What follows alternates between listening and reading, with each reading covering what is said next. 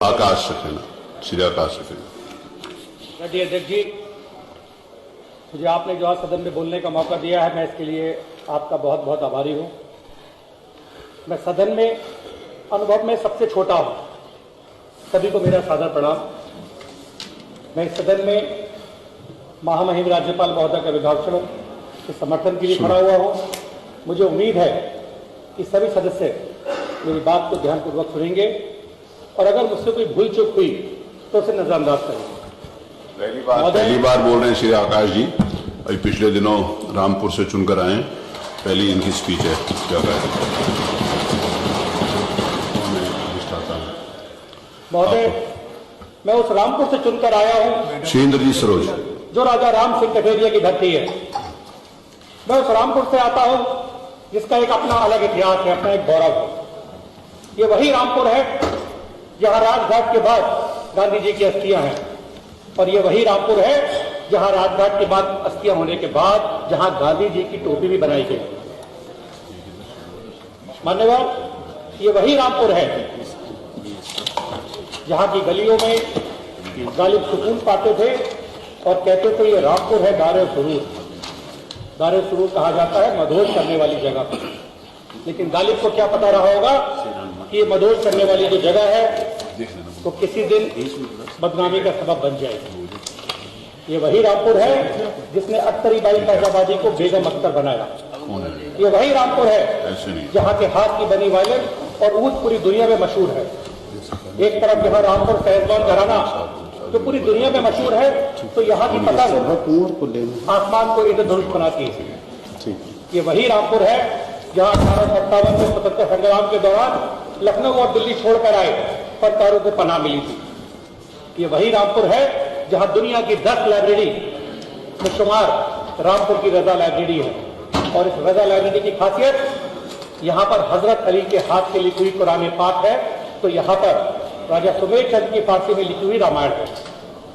कई सब बातें आपको बता रहा हूं तो आप चौंक रहे होंगे, क्योंकि इससे पहले सदन में आज तक कभी रामपुर के बारे में किसी ने कुछ नहीं बताया, और चौंकना लाजमी भी है, क्योंकि कौन बताना चाहता था कि रामपुर का इतिहास कितना सुंदर था, रामपुर का अतीत कितना सुंदर था। आपने इस रामपुर में किस्से जरूर सुने होंगे, लेकिन उन किस्सों में कभी राजा राम सिंह कठेरिया का जिक्र आपने कभी नहीं सुना होगा, क्योंकि उन्हें सुनाने वाले वही थे जिन्होंने रामपुर जैसे खूबसूरत बगीचे को उगाड़ फेंका। उनकी जुबान पर कभी राजा राम सिंह कठेरिया का नाम तक नहीं आया, क्योंकि रामपुर में उनकी अपनी एक हुकूमत थी और वो अपने आप को आली जनाब कहना पसंद करते थे। उनका एक अपना अलग कानून था, जिसके लिए तब के प्रदेश के मुखिया भी रहे कहते थे कि रामपुर तो केंद्र शासित जिला है, वहां हम कुछ नहीं कर सकते। महोदय, महामहिम राज्यपाल ने अपने भाषण में कहा था कि हमारी सरकार छात्र छात्राओं के लिए 63 संस्थानों में स्मार्ट क्लासेस की स्थापना कर चुकी है और शेष में स्मार्ट क्लासरूम की स्थापना करने जा रही है। सरकार 52 नए राजकीय पॉलिटेक्निक का निर्माण करने जा रही है। स्नातक स्तर तक 4 इंजीनियरिंग कॉलेज भी शुरू करने जा रही है। हमारी सरकार तो शिक्षा के लिए इतना कुछ कर रही है, पर यह भी देखना जरूरी होगा कि यहाँ पहले क्या हुआ। मैं बात फिर अपने जिले रामपुर की तरफ लेके जा रहा हूं। महोदय, ये वही रामपुर है जहां एक वक्त पूरी दुनिया में सबसे ज्यादा स्कूल, सबसे ज्यादा कॉलेज और सबसे ज्यादा मदरसे हुआ करते थे। यहां 1774 में खुली मदरसा आलिया नाम की एक यूनिवर्सिटी हुआ करती थी, जिसकी डिग्री अरब देशों और मिस्र तक उसकी मान्यता प्राप्त हुआ करती थी। आपको कभी मौका लगे तो रामपुर की रजा लाइब्रेरी में तब के मर्डर डॉक्यूमेंट आज भी रखे हुए हैं, जिस पर यह लिखा हुआ था कि यह यूनिवर्सिटी को कभी किसी सरकार के द्वारा बंद नहीं किया जाएगा। लेकिन पता लगाने की जरूरत है कि क्या हुआ उस यूनिवर्सिटी का। जिस यूनिवर्सिटी में अरबी फारसी की बेशकीमती किताबें रखी हुई, पता लगाने की जरूरत है, और इसके लिए रामपुर एक बार आना पड़ेगा। कुछ साल पहले रामपुर के आली जनाब के ट्रस्ट को ये मात्र ₹1 साल पर दे दी जाती है। वहां की किताबें उनके म्यूजियम की शोभा बढ़ाती है। मैं ये सब बातें आपको बता रहा हूं क्योंकि आपको ये बातें कभी ना कभी पता लगी थी, क्योंकि आप लोगों को बातें बताना बहुत जरूरी है। आली जनाब लोकसभा में खड़े होकर ये बयान देते थे कि मैं अपने स्कूल में बच्चों को 20 रुपए में पढ़ाता हूं। जानने का विषय यह है कि 20 रुपए दिन में पढ़ाते हैं, 20 रुपए महीने में पढ़ाते हैं, 20 रुपए साल में, या 20 रुपए घंटे में पढ़ाते हैं। ये बहुत गंभीर विषय है और इससे जानने का विषय। अध्यक्ष जी, अभी पिछले 2-3 दिन से जो विपक्ष के जो सदस्य हैं वो सरकारी पैसे के दुरुपयोग का मामला उठा रहे थे। सरकारी पैसे का दुरुपयोग क्या होता है, इसके लिए आप हमारे रामपुर आए। आली जनाब, एक 3.5 किलोमीटर लंबा एक पुल बनवाते हैं और ये कहते हैं कि ये उत्तर प्रदेश का सबसे लंबा और सबसे महंगा पुल है, जिसका जश्न रामपुर में कम से कम 7 दिन तक मनाया जाता है।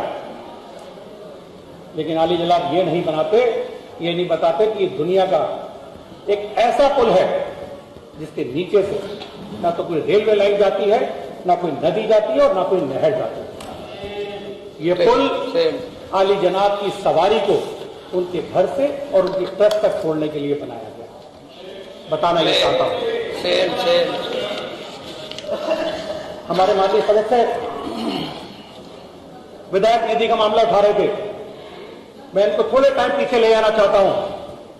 इन सबको याद करना चाहिए वो दिन जब आली जनाब ने अपनी यूनिवर्सिटी में बुलाकर जितने विधायक, एमएलसी और राज्यसभा के मेंबर थे, उन सबसे अपनी ट्रस्ट के नाम जबरदस्ती विधायक निधि का एक बड़ा हिस्सा वहां के नाम लिया। तब आप लोग कहा देता, विरोध आपका कहा था, ये मैं आप लोगों को बताना चाहता हूं। और इसके अलावा एक महत्वपूर्ण किस्सा और बताना चाहता हूं। उस वक्त सरकार के श्रम मंत्री रहे, मंत्री ने आली जनाब की यूनिवर्सिटी का 2000 करोड़ रुपए का आकलन करते हुए उन पे 20 करोड़ रुपए सेस लगा दिया। मानवर, आपका 7 मिनट हो गया है। माननीय अध्यक्ष जी का यह निर्देश है। बस अध्यक्ष जी, मैं पहली बार बोल रहा हूं, मैं बस 2 मिनट और लूंगा। माननीय अध्यक्ष जी ने कहा 7 मिनट से ज्यादा नहीं बोलना किसी को। 2 मिनट लूंगा, पहली बार बोल रहा हूं अध्यक्ष जी, पहली बार। जल्दी करिए। जल्दी। मैं एक किस्सा ये बताना चाहूंगा कि तब के श्रम मंत्री रहे शाहिद मजदूर साहब, उन्होंने 2000 करोड़ रुपए का इसका आकलन करते हुए 20 करोड़ रुपए इन पे सेस लगाया और यहां से फरमान भेजा गया। पहले बहुत ढूंढते रहे कि किस अधिकारी के द्वारा ये सेस का नोटिस भेजा जाए, तो एक बड़ी मुश्किल से एक यादव जी अधिकारी तैयार हुए, लेकिन आज तक ये नहीं पता चला कि वो यादव जी कहां है, जब लखनऊ पहुंचने से पहले ही उनको बर्खास्त कर दिया जाता। अध्यक्ष जी, हमारे रामपुर को एक जमाने में उद्योग नगरी कहा जाता था। कानपुर के बाद हमारे रामपुर का नंबर आता था, क्योंकि यहाँ बड़े बड़े उद्योग हुआ करते थे, यहाँ टेक्सटाइल हुआ करती थी, यहाँ रजा शुगर फैक्ट्री हुआ करती थी, और यहाँ देश में चलने वाली सबसे अच्छी साइकिल हंसा साइकिल फैक्ट्री हुआ करती थी। लेकिन आली जनाब ने सिर्फ अपनी राजनीति को चमकाने के लिए एक एक करके वहां की फैक्ट्रियों को बंद करवाना शुरू कर दिया। मैं आपको बताना चाहता हूं कि आज वहां के जुल्म देखकर मेरा दिल रो उठता है। मैंने भी आवाज उठाई थी। कृपया समाप्त करें। अध्यक्ष जी, मैं आपके माध्यम से मैं ये कहना चाहता हूं कि जिस तरीके के जुल्म उस समय में हुए थे, उस समय की जो फैक्ट्रियां थी जो बंद हुई थी, उसको दोबारा चलाने की सरकार प्रयासरत है।